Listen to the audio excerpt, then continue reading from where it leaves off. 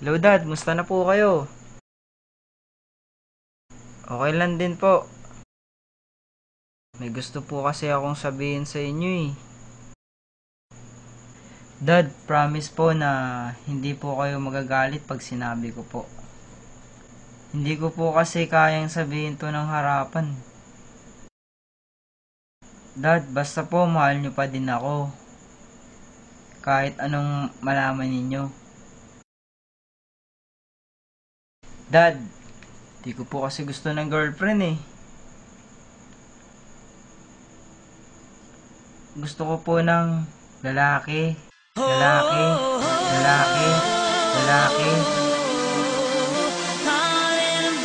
Dad, matagal ko na pong gusto sabihin sa inyo, ngunit hindi ko po talaga kaya eh. Dad, gusto ko po talaga ng lalaki, mga boys.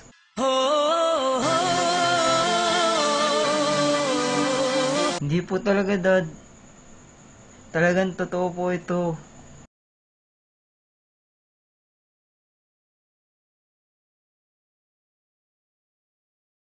Dad, bakla po talaga ako.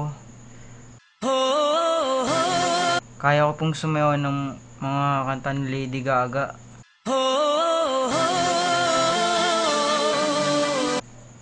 At lalaki po talaga ang gusto ko.